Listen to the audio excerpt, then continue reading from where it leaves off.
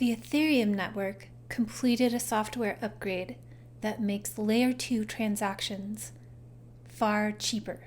So normal blockchain is every single transaction gets logged directly on the ledger for all to see. Ethereum layer 2 blockchain is all these transactions are logged within a smart contract, and that is plunked on the timeline as a single package.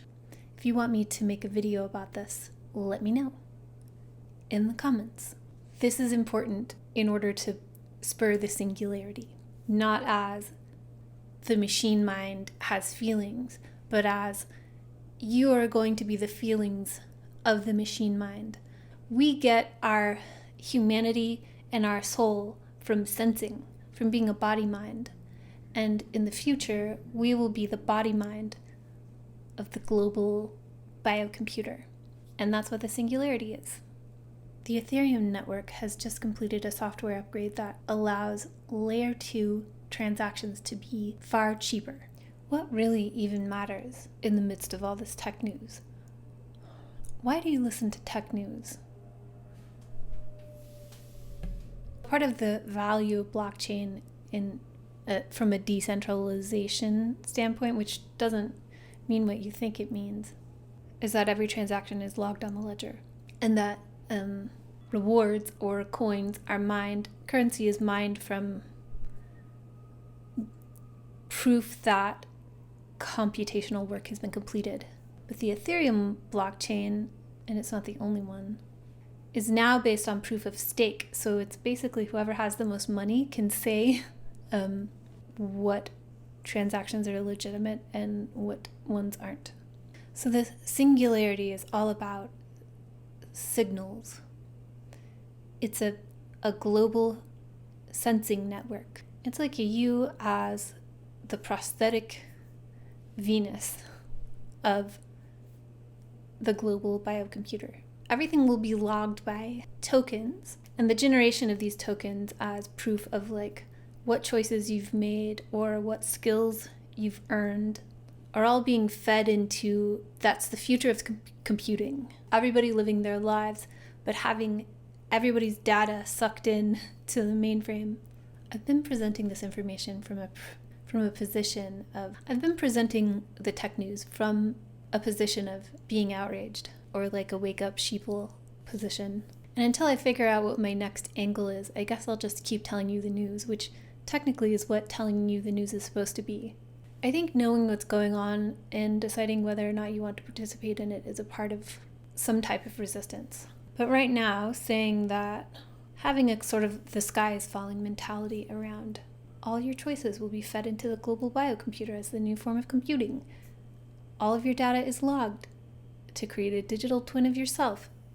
And then that digital self can be nudged in certain directions in order to nudge your real self in directions. Being appalled at that isn't really going to do as much, just in the same way that like being appalled at television wasn't going to do very much. Anyway, all the proliferation of mental health apps that you're seeing, referring to it as a revolution in mental health, isn't really about caring about your mental health. It's about how are you feeling, logging your feelings, feeding them into the global biocomputer. Cognition AI has announced Devin, who is a software engineer AI. Right now it's a complete development environment with its own terminal and its own browser. And right now if you want to use it, you have to fill out a request and tell them what you're going to use it for, and they will submit that request to Devin, which I get from like a development standpoint. On Cognition AI's YouTube channel, there's a video entitled Devin's Upwork Side Hustle. Thinking about Devin and Sora together, and OpenAI says that Sora will be available later this year. I wonder about the cost of entry and the proliferation of subscription models for software tools. So now you need to have a premium account, have a Devin subscription, have an OpenAI subscription, all these things, where tools that were like, it's the internet, anybody can use it. There's more and more of a barrier to entry or something. I just wonder how, and not with any judgment. I'm just curious. Because now becoming someone who can use these tools to achieve the productivity of an entire company just as one person is going to be very important. The EU made a whole bunch of AI laws. Who cares? It's not changing the future. That all of the choices you make in your life, all of your preferences, are fed into various data streams to create a digital twin of yourself. I mean, you'll have multiple ones across different companies collecting your data, but then there has to be like something that's going to suck everybody up into like, you know, having everybody has like a master digital twin.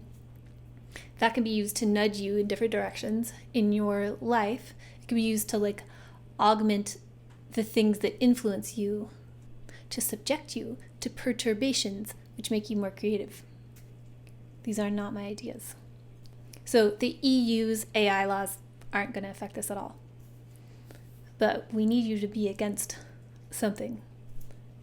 Also, Mercedes is now pricing out humanoid robots to do low-scale repetitive tasks. Why I thought this was interesting, that I hadn't really thought of before, is that, because it's like, why humanoid robots? Why do they need to look like humans? It's because then they don't need to redesign their factories. So I wonder about the fate of companies like Figma creating these humanoid figures. I guess we'll always be humans, and that will always be a need to some extent for something to appear as a human. But I wonder about the future. It kind of makes me think of when the iPhone came out, skeuomorphic design was a big thing. It's like giving things real world textures and making them look like real things and giving them haptic feedback of real things to get you used to the idea of you're just pressing on a screen, but to make things feel like buttons or feel real. And now we're used to that, so we don't really need that anymore, and it looks kind of dated. Oregon boasts the largest dark sky sanctuary. Because of what I do, this seems significant. Right now, I live in an electrified box, and I don't get out very much to look at the sky, which is appalling. I just have this intermediary that tells me what's going on in the sky above my head.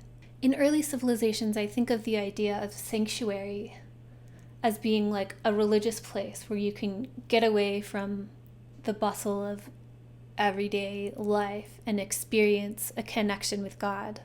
Sanctuary means safe from violence or protected. And our night sky doesn't really need to be protected. The use of this word is interesting in this context because it's to suggest that the night sky is what's being protected, when really it's a sanctuary for the humans who get to go there. Earlier meanings of the word sanctuary come from a root word that means holy place. How can you create that in your life right now? The equivalent of a dark sky sanctuary. What part of your inner being or external life is in danger of becoming inaccessible, or is becoming less and less accessible and deserves to be sanctified? There's a story this week about how caffeine makes fuel cells more efficient. And this is in regards to reducing the need for platinum in electrodes. But it got me thinking, and it got me thinking in terms of the dark sky sanctuary, how so many technologies circumvent our natural efficiencies. We blot out the sun by being inside all day. I've been inside all day. Eliminating a natural source of, I know this was about electrodes, it just got me thinking. Eliminating a natural source of energy, and then we replace that with caffeine. Caffeine, I truly am beginning to believe, as I struggle with like dependency on it, because it's like my one guilty pleasure. Caffeine deadens access to our intuition, or inhibits it, interferes with it significantly. It makes us more susceptible to outside influences. So we blot out the sun, natural source of energy. We have caffeine, which keeps us from accessing our intuition. We crank up the brightness at night so that we can't see the sky. And that also keeps us awake. So we keep ourselves awake during the day with caffeine, and we keep ourselves awake during the night with blue spectrum light. All of this is setting up the game for us. You can be more easily manipulated by your environment, which is like how the global biocomputer. What's really important? I will go down a rabbit hole with how all of this is bad for us. In the end, what am I doing for myself? I could be getting more sunlight. It's so hard. Maybe my point is that the world is actively conspiring against your health, which is how you access your intuition better. It's one way that we each cultivate sovereignty, because it's our radiant light from within that helps us heal ourselves. Anyway, dark sky sanctuary, caffeine makes fuel cells more efficient. Amazon has told warehouse workers to close their eyes and think of a happy place. So the last time Pluto was in Aquarius, this country was in the midst of completely eliminating the way of life of the people who lived here before Europeans came here. Completely eliminating the way of life, like annihilating it. And that's being done again, but with us. And we'll see that in 20 years when Pluto completes its transit of Aquarius. We'll see how that's been done. But the indigenous people of the Americas, in the United States in particular, were pushed into reservations. Like, this is where you can live. And that was framed as for the good of society. Smart cities are that. They're putting you into a reservation, and that's for your own good and for everybody else's own good. And on the one hand, it's being sold as, like, look how convenient it is. On the other hand, it's being sold as, don't touch, you need to get away from, we need to have everything be a dark sky sanctuary and just concentrate everything into smart cities, because you're polluting and ruining. By not living in a smart city is not sustainable, because we need to consolidate. So a smart city is a modern reservation. Pluto's in Aquarius again. That's what's happening. Doesn't mean it's the end of the world. And there is news this week about a development in Vancouver on SNOC land. And I don't know if I'm pronouncing that right, so if you want to drop the correct pronunciation in the comments, please do that. They're building a smart city on this land that has been given to the indigenous people of the area. So still a reservation, just for a different group of people. And so one I'm not here to be like, don't build it. It's getting built. Just understanding what it is, like what a smart city really is. It's a reservation for you. One part of the like oppositional setup to set up what the opposition is about, because like there's also something you can't put your finger on, like a huge like keep developing the land is like there are always going to be people against development of undeveloped land. But a part of this, the way the opposition is set up, one of the ways is that there's like NIMBY opposition, like not in my backyard. The skyscrapers will block my view of the mountains. And keep in mind, this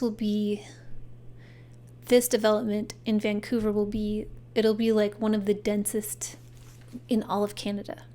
So there's always going to be like some just normal rational humans being like, the most densely populated thing, like this is good for no one. Dense population. And also so that you can be a part of the computational architecture of like how computing is becoming more sophisticated. The singularity is you are the sensing and emotion sensing and physical sensing arm, and eventually like spiritually sensing, which is teeing up for Pluto and Pisces. Prosthesis of the biocomputer. Not my idea. Also, who cares? Anyway, smart cities are reservations. They're getting indigenous nations to sell their land, and it's being framed as empowerment, and it isn't not. So obviously I'm not being against it, because the way the opposition was set up, some people are like, it will ruin my view. And then the other side it's like a division. So you can only have like, if you're against it, it's because like developments and ruin the view of the mountains and stuff. But if you are against it, then the way this was framed and what I read was like representatives of the SNOC community have announced that in the opposition, they're reading in between the lines to infer that if you're opposed to this high density development, then it's just because you aren't used to seeing indigenous people occupy places of like of value, or like having such like valuable leverage. So that's an interesting setup. It was very clearly presented as like, if you're against it, you're a NIMBY. And it's just because you're not used to seeing this indigenous communities having this type of power and leverage and wealth. I mean, everybody wants that for everybody. But that's how this is being set up, is like, it's like, okay, we took away from the indigenous people and now we're going to empower them, which is like, that's not wrong at all. It's the other, if you're alive in 20 years and you look back at what a smart city is, you will see it as it's a reservation. This isn't going to stop the building of smart cities. Like, it's going to happen. It's just an interesting, like, past injustices are now being used to make it so that you can't say no to future injustices. And you can't. I'm not even saying no. Build them. Cool. The only way I can say no is like try my hardest to like not allow the jaws of the smart city to encompass my life completely. That's all each of us can do. A company called Interloon plans to mine helium on the moon, and their plan is to be at full-scale operations by 2030, which is in 6 years. Can you believe 2030 is in 6 years? And so this time, a thing that, at least they weren't saying it's for MRI machines. They're saying it's for nuclear fusion reactors, which, is that what's powering Amazon's data centers? And for the quantum computing industry. Recap. Token engineering advances. The Ethereum efficiencies are for token engineering, which is like putting a badge, giving you a sticker for like behaviors, emotions, skills, crimes.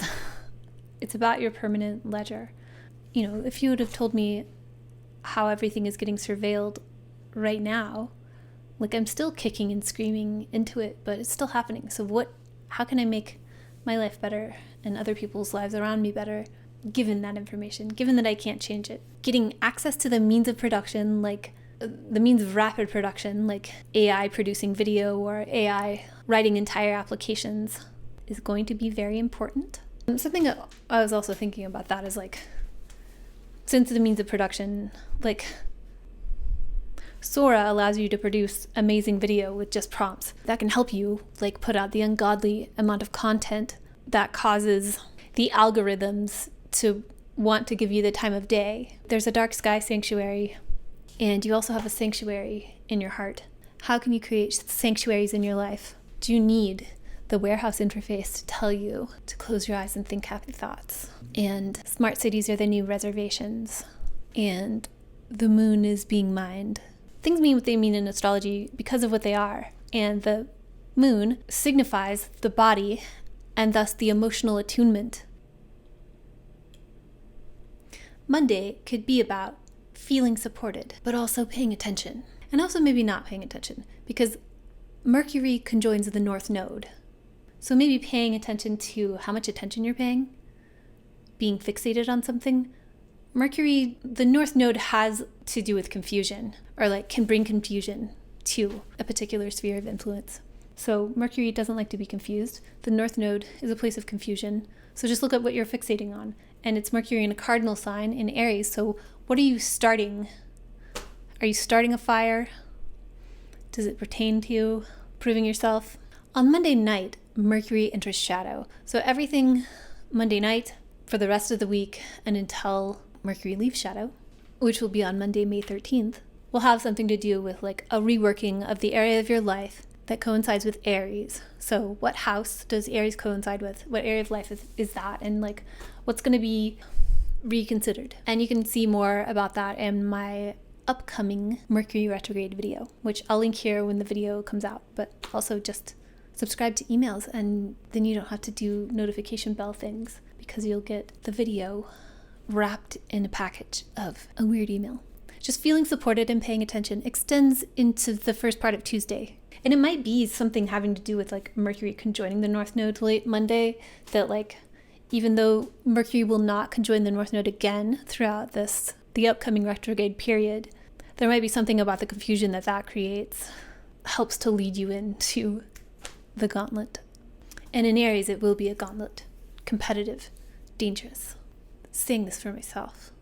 So Tuesday, there will be a shift in tone midday to late afternoon if you're in North America, because the moon moves from Cancer to Leo and the sun moves from Pisces to Aries. So the equinox, the spring equinox, happens at night. So on this day and night are equal. I have a video called What is the Equinox, where you can perform an experiment that you can only do twice a year. So Tuesday, big change in tone.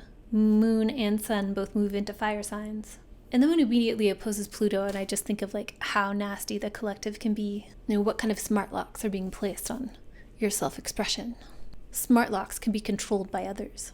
So Mercury stations retrograde on April 1st. I don't talk about Chiron a lot, or Chiron, or however you're supposed to say it, but I will for the next little while, because that's the one major body that Mercury is going to aspect throughout this retrograde. And I consider that an influence that can really be felt when other bodies in the sky are making it prominent.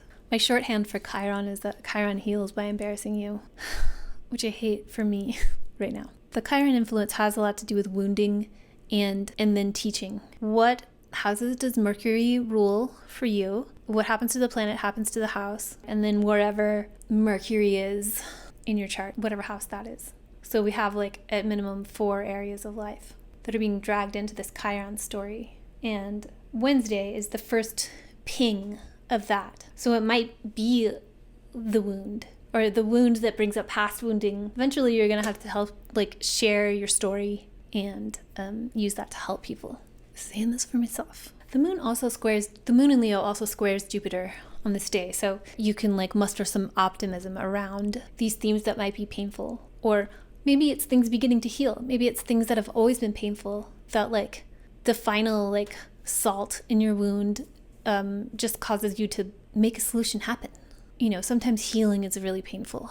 And late Tuesday and all of Wednesday are also kind of like the spring equinox of 2022 began themes that are going to like roll through like 2027. Thinking about like what constellated around spring of 2022, whatever the road has been like, it's thrown salt in the wounds and then so as to heal them. Thursday is significant. The moon's still in Leo and it trines Mercury, so painful healing thing, helping it along, but then also squaring Uranus and opposing Mars. Thursday could be uncomfortable. The sun makes its opening sextile with Pluto. Your tail, if you're a lizard and you get your tail cut off, you can regenerate that tail. That's what this is. Your tail was cut off and now you're starting to regenerate it. That's a powerful process. It's a magical process. Not every being can do that, but that's that sort of like power. It takes a great deal of power. Regeneration. And Venus finally conjoins Saturn. So it's been a long transit of Pisces so far. Good things in life, physical good things, or affectionate good things. But Saturn makes that a little more difficult. A lot of this week I think about like refinement of Venus. Like, what does refinement mean? It's like, it is a process of addition and subtraction. So Saturn is like coming in and denying some things and saying no to some things. My shirt is on backwards for all of the news and half of the forecast.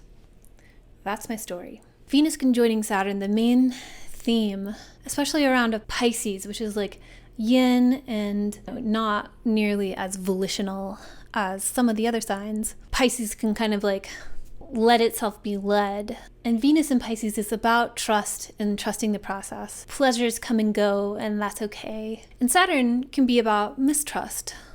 Not in a like paranoia way, but in a like, let's pin this down rationally. So I see a trust theme Thursday. And I'm not saying that mistrust is a bad thing. Sometimes trying to eliminate doubt completely isn't realistic and isn't necessarily all that helpful. Sometimes doubt can be the fuel that causes subsequent better situations. So it's complicated on Thursday. Venus-Saturn is always complicated, but we'll remember that Saturn exalts in one of Venus's signs. How can you access the deep fairness of what Saturn might be taking away from Venus right now? How can you enter your dark sky sanctuary and see how, without Saturn's restricting influence, this might have gotten a little sloppy because Neptune is still in Pisces. How do you temper playfulness with responsibility, not making it like a sourness that has to ruin the lightness and loveliness of life, but more just like all good things need to be tempered with some control. Saturn is here to bring control to things, even if it may at first appear heavy-handed. Something interesting happens Thursday night and then into Friday. It's another change in tone thing where the moon opposes Mars and then they both move into different signs. A weird climax to Mars in Aquarius. Mars has been transiting Aquarius since February 12th.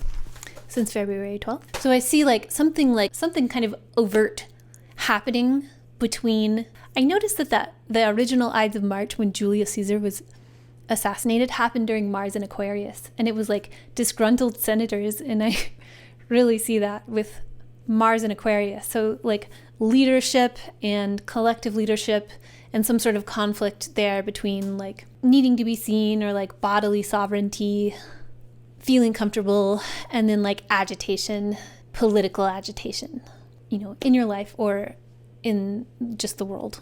It will be both. So that happens, and then the moon enters Virgo, very different from Leo, and Mars enters Pisces, different from Aquarius. Aquarius and Pisces are both kind of out there, but in very different ways. Mars and Pisces will become like, not necessarily more gentle, but Mars' aggression is more of a subterfuge and less of like, a letter of the law style of harshness. And the moon moves into Virgo in the wee hours between Thursday and Friday, and Mars moves into Pisces later in the day. So Friday is like a liminal space. It's like kind of a purgatory. Mars is more of like, it's like a top-down role-playing game now. It's like a spiritual quest. And Mars's way of winning is now more spiritual and more magical. And Saturn is also still in Pisces. So now Mars is applying to Saturn. There's a place on the planet Mars called Noctis Labyrinthus, Night Labyrinth. So Mars in Pisces is more covert. It's not quite covert like Scorpio. Inject, like fuel injection. Inject the right thing into the right place. Mars in Pisces is more multivalent in its secrecy and in how it utilizes the reality's undercurrents. And when you want to do something, the first thing you need to do is like gather the tools. And in this first part of Pisces, think about what you're trying to accomplish and what tools you need to do that. Just contemplating what you need in order to accomplish the thing will most likely help you to accomplish the thing in ways that you didn't think were possible. Possibly. Saturday is about integrating everything since it became spring on Tuesday night, especially with like the moon opposing Saturn. The moon opposes Venus, trines Jupiter, and late in the day the moon trines Uranus. So like integrate what has happened. Maybe that your integration of those things results in like an epiphany of some sorts, or you being willing to try something new, because nothing changes if nothing changes. And the beginning of Sunday is pretty airy-fairy in a nice way, with the moon opposing Neptune and then Venus sextiling Jupiter. So that's Venus in Pisces sextiling Jupiter in Taurus. Ride a wave or like create a sandcastle. What can we do with this? How can we turn this into abundance? That's what Jupiter in Taurus wants to do. How can we invest in what's happening now in order to, help us hedge against inflation? Or prep in case of disaster. How can we make the best of a good situation right now? That's Sunday, early in the day. And then the moon moves into Libra. So that's the moon with the south node. There's like, it's trining Pluto. It's a little more like cold, futuristic. You'll need to be detached to deal with this. But it's ruled by Venus just coming off a sextile with Jupiter. Whatever you need for a colder second half of the day, a more calculating second half of Sunday. Also with a sense of detachment. Remember, your Wi-Fi is a camera that can see through walls.